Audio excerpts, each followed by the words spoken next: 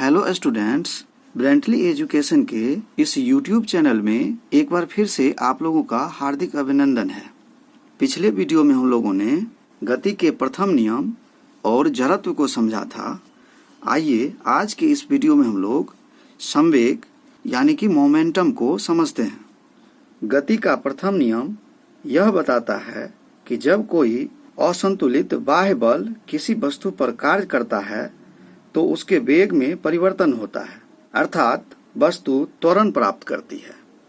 अब हम देखेंगे कि किसी वस्तु का त्वरण उस पर लगाए गए बल पर कैसे निर्भर होता है तथा उस बल को हम कैसे मापते हैं, यानी कि बल को मापने का क्या पैमाना है। तो आइए कुछ दैनिक अनुभवों का अध्ययन करें। जैसे एक ट्रक जिसकी स्पीड 10 मीटर प्रति सेकंड है और एक साइकिल सवार जिसका स्पीड भी 10 मीटर प्रति सेकंड है। जब एक ट्रक रोड के किनारे खड़े किसी व्यक्ति को ठोकर लगाए तो क्या होगा? तो उसकी जान भी जा सकती है। वहीं अगर एक साइकिल सवार उसी स्पीड से उस खड़े व्यक्ति से टकराता है तो क्या होगा? तो साधारण सी चोट लगेगी, हल्का फुल्का घायल होगा, लेकिन अगर ट्रक से ठोकर लगेगी तो इसकी जान भी जा सकती है।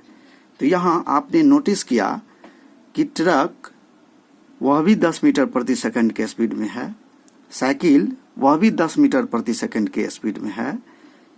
जब ट्रक यहाँ कोलिजन करेगा तो अधिक नुकसान होगा, लेकिन अगर साइकिल से टकराएगा तो कम नुकसान होगा।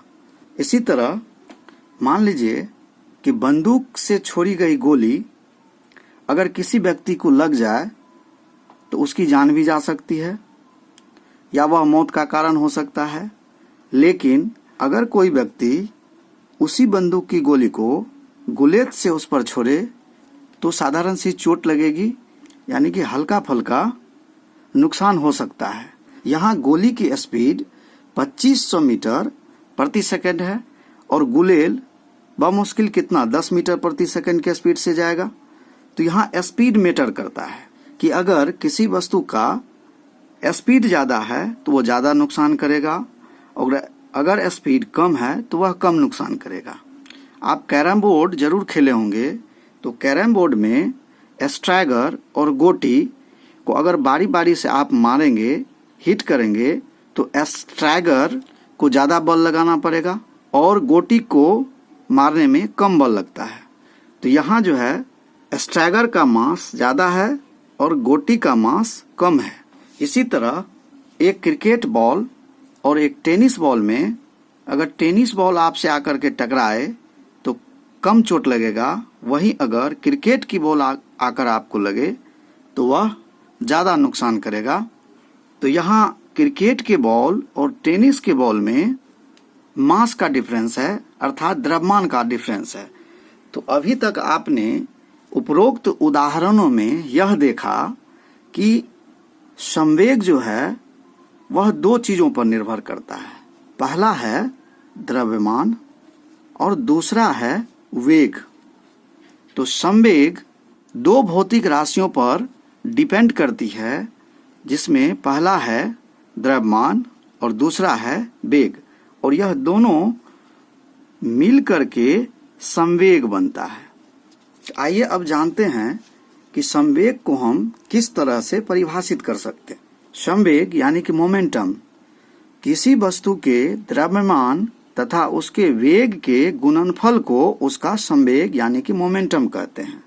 अतः यदि किसी वस्तु का द्रव्यमान m हो तथा किसी क्षण उसका वेग v हो तो उस क्षण उस वस्तु का संवेग का परिमाण यानी कि मैग्नीट्यूड होगा। तो संवेग बराबर होता है द्रव्यमान गुना वेग, यानी कि P equal m into v, जहाँ P संवेग है, m द्रव्यमान है तथा v वेग है। यहाँ वस्तु के संवेग की दिशा उसके वेग की दिशा होती है। अतः संवेग एक सदिश राशि है। क्योंकि संवेग में वेग है और वेग एक सदिश राशि है तो संवेग भी एक सदिश राशि होगा। तो संवेग का एसआई मात्रक kg मीटर पर सेकंड होता है। इसे हम kg/m/s−1 लिख सकते हैं। तो उम्मीद करते हैं कि आप संवेग यानी मोमेंटम को समझ चुके होंगे।